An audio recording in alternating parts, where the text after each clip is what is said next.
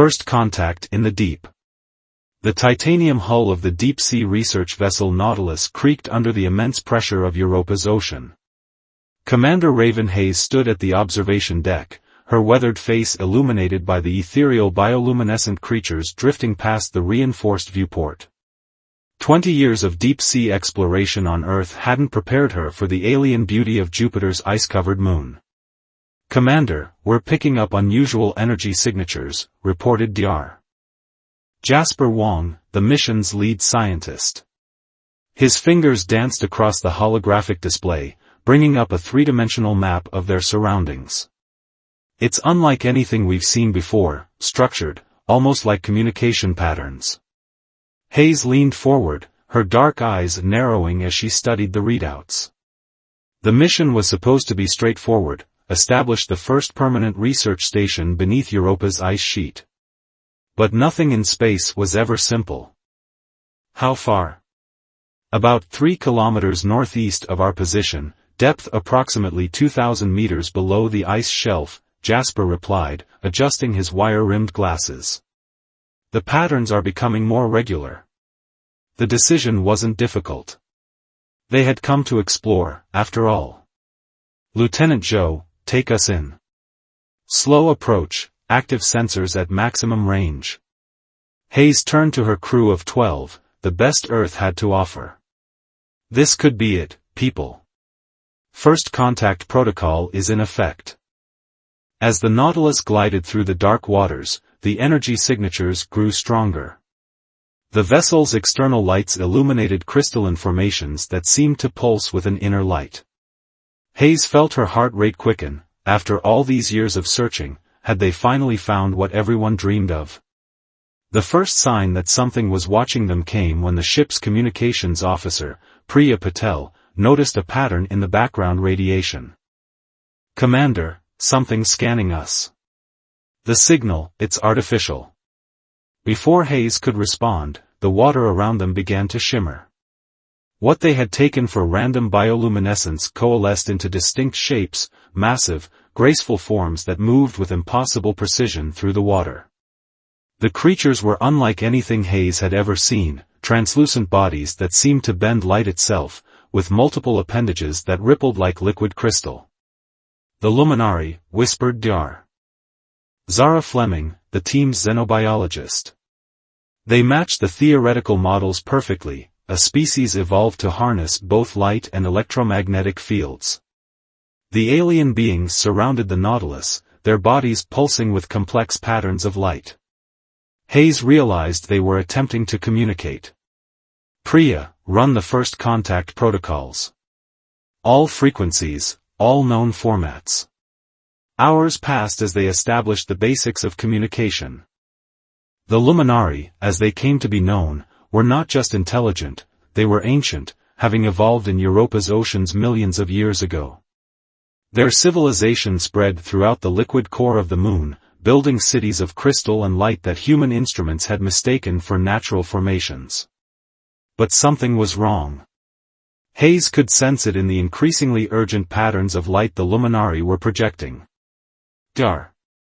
Wong's translation matrix was still crude, but the message became clear: they needed help. "They're saying something about their research outpost," Priya reported, her voice tense. "Near the northern ice shelf. There was some kind of accident." Hayes felt the familiar weight of command settle on her shoulders. She had led countless rescue missions on Earth, but this was different.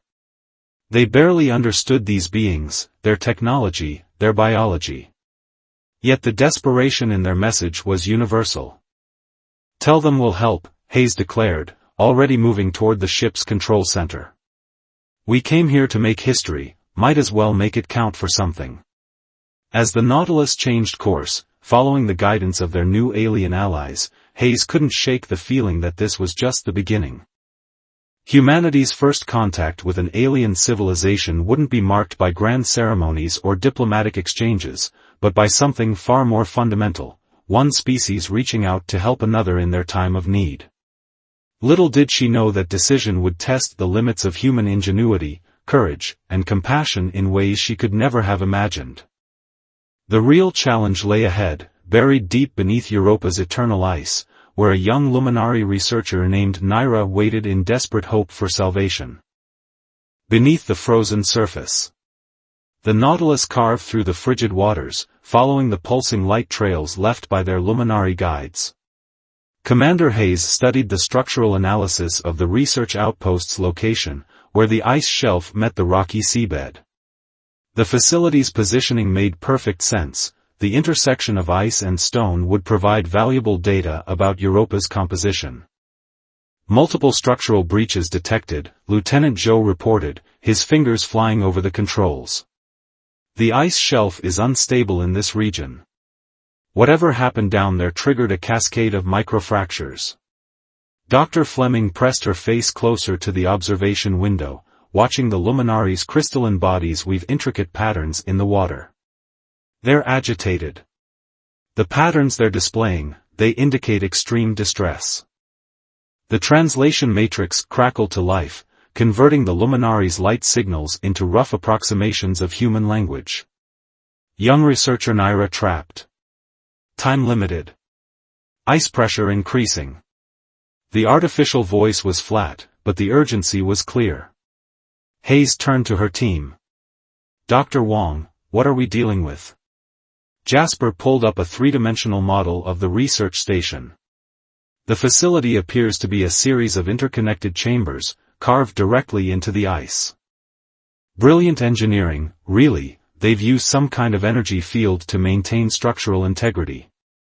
But that field is failing. And Naira? Hayes pressed.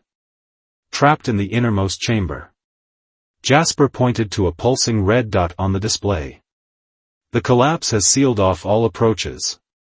The luminari can't reach her, their bodies aren't designed to move through such tight spaces. Priya's voice cut through the tension. Commander, they're saying something else. Human form advantage.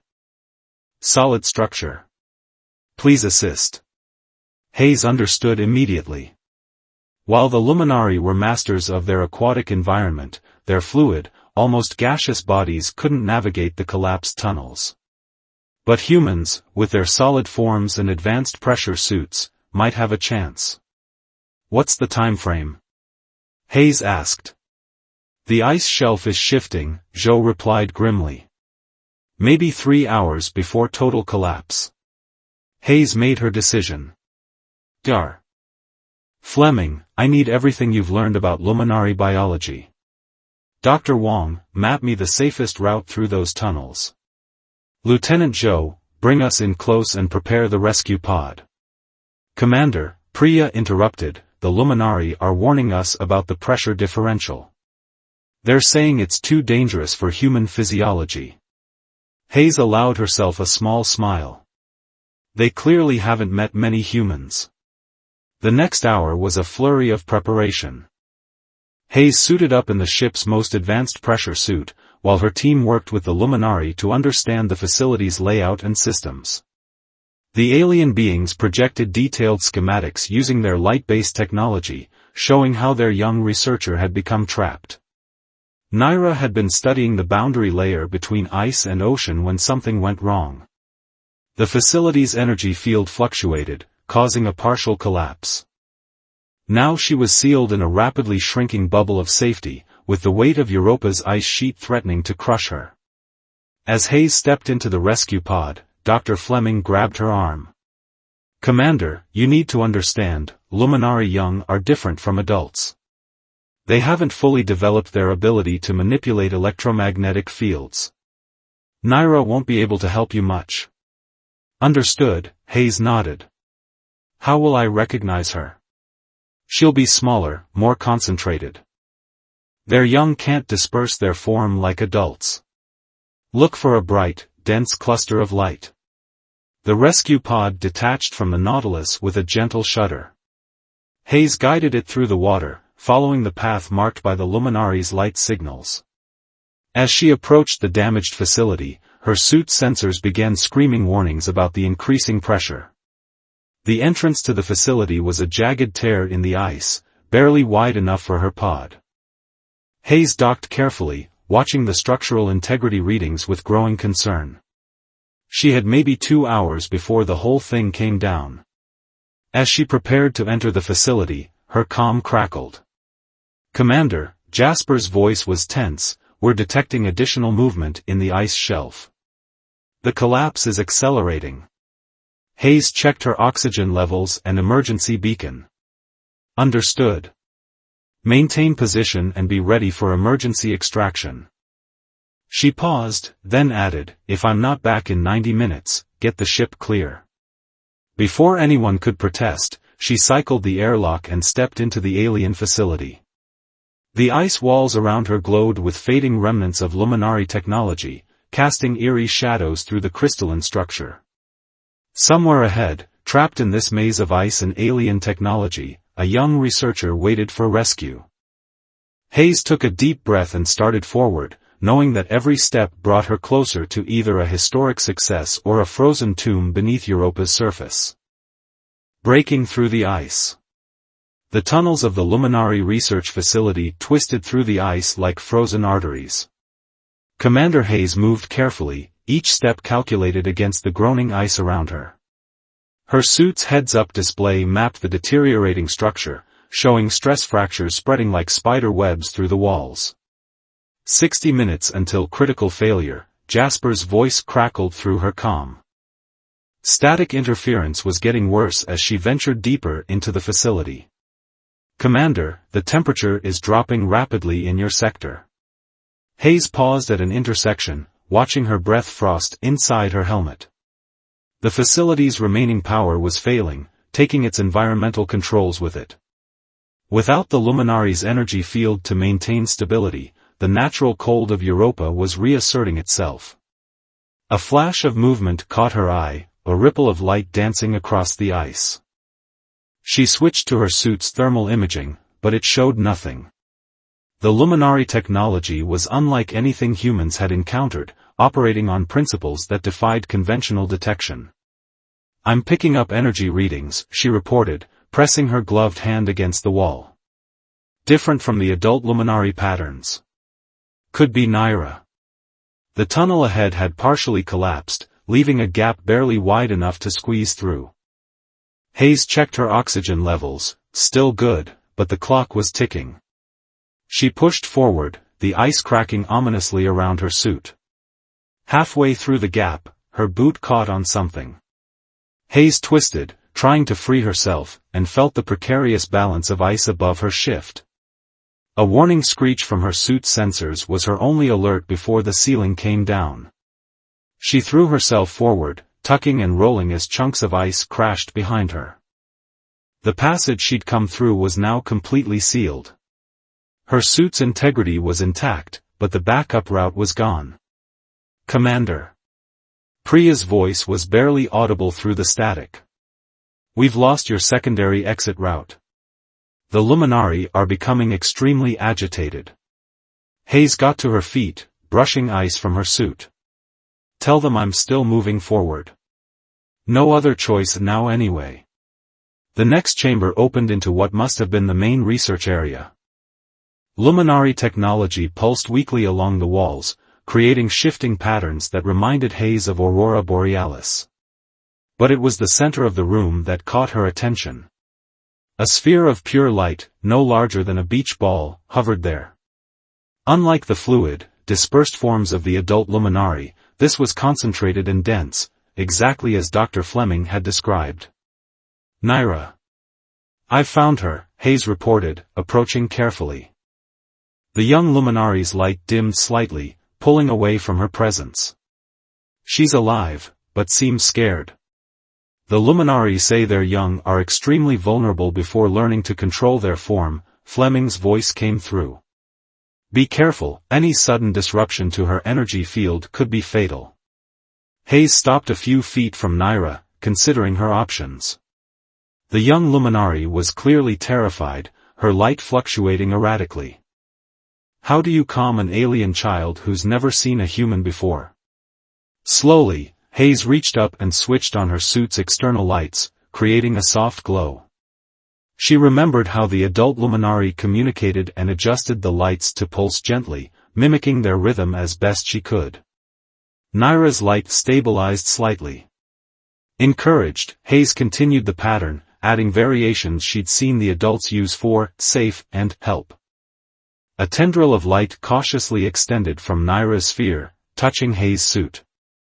The contact sent tingles through the metal and ceramics, making her hair stand on end even through the insulation. "That's it," Hayes said softly, though she knew Naira couldn't understand her words. "Just like your parents. We're going to get you out of here." The moment of connection was shattered by a massive tremor.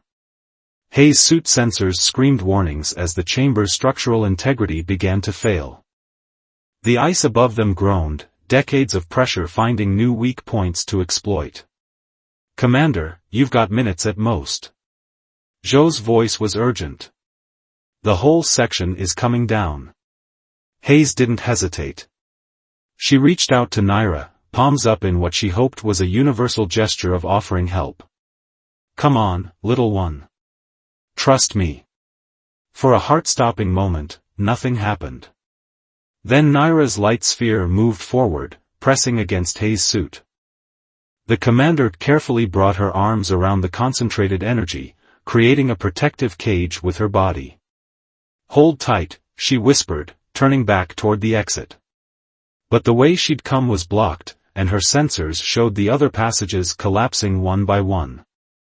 Above them, a particularly loud crack split the air.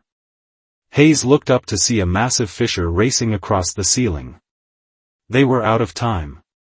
That's when she noticed it, a maintenance shaft, barely visible behind a panel of ice. It wouldn't have been wide enough for the adult luminaries' dispersed forms, but for a human and a concentrated young one. Hayes clutched Naira closer and ran. Behind them, Europa's ice began its final assault on the Luminari facility, determined to reclaim its frozen domain. The bridge between worlds. The maintenance shaft was a frozen nightmare of tight corners and jagged ice. Hayes crawled forward on her elbows, shielding Naira's glowing form with her body as the facility crumbled behind them. Each movement sent stabbing pains through her cold-numbed limbs, but she couldn't stop. Not now. Life support at 30%, her suit's AI warned. The temperature had dropped well below what her equipment was rated for, and the constant scraping against ice was taking its toll on her suit's integrity. Naira's light pulsed weakly against her chest, the young luminari's energy field fluctuating with fear. Hayes could feel a strange resonance building between them, the alien child's electromagnetic field somehow synchronizing with her suit's systems. "Commander." Priya's voice cut through static. "We've got your signal, but it's faint. The Luminari are trying to stabilize the ice around your position." Hayes pushed forward, ignoring the warning creaks of her suit's joints. The shaft was angling upward now, and she could see a faint difference in the ice ahead, a transition from the artificial smoothness of the facility to the natural formations of Europa's crust. "Almost there," she whispered, though she wasn't sure if she was reassuring Naira or herself. "Just a little further." The ice shifted again, and Hayes felt the shaft narrow. Her shoulders scraped against the walls, and for a terrifying moment, she thought they might be trapped. But then Naira's light intensified, and Hayes felt the ice around them warm slightly, just enough to let them squeeze through. The child, Dr. Fleming's voice was filled with wonder. "She's learning to manipulate energy fields, just like her parents. The stress must have accelerated her development." Hayes finally saw it, a crack of darker ice ahead, where the Nautilus's lights penetrated the glacier. But as she reached for it, the whole shaft shuddered. The facility's final collapse was pulling everything down with it. That's when Naira's light exploded outward. The young luminari's energy field expanded, pushing against the ice. It wasn't strong enough to stop the collapse, but it created a bubble of stability around them, holding back the worst of the pressure. Hayes made a final desperate push. Her gloved hand broke through into open water, and suddenly there were other lights around them, adult luminari, their massive forms casting nets of energy to hold back the collapsing ice. "We see you," Zhou shouted. Emergency rescue pod deploying now. The next few minutes were a blur of movement and light. Hayes felt herself being pulled through the water, Naira still clutched protectively against her chest. The Nautilus's rescue pod encased them in its protective shell, and then they were rising, leaving the destroyed facility behind. Inside the Nautilus's decompression chamber, Hayes finally allowed herself to relax. Her suit was damaged beyond repair, covered in deep gouges from the ice. But as she looked down at the sphere of light still nestled in her arms, she knew it had been worth it. The chamber's inner door opened, revealing her anxious crew and several adult luminari hovering behind them. Naira's light brightened at the sight of her people, and she floated from Hayes's arms in a graceful arc. What happened next would be recorded in every human database as a pivotal moment in interspecies relations. Naira didn't immediately return to her parents.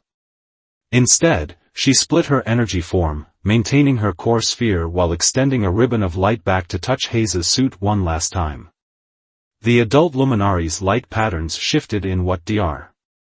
Fleming would later identify as surprise and deep approval.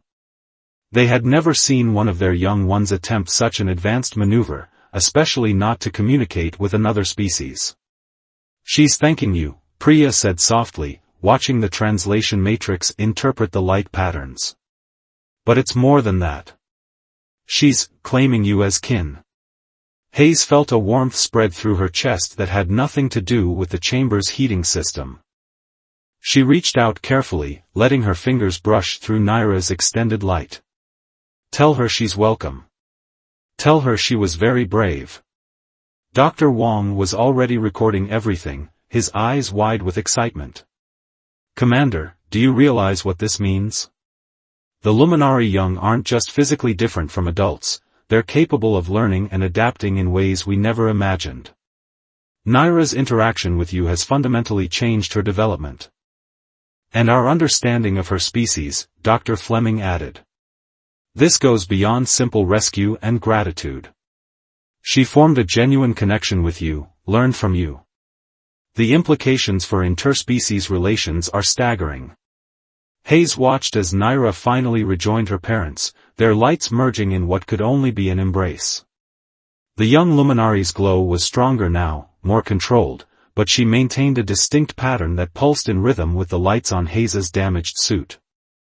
The commander smiled, remembering the moment of trust in the collapsing facility. Sometimes the greatest discoveries weren't made through careful research or planned experiments, but in those desperate moments when different species reached out to help each other, discovering their common ground in the process.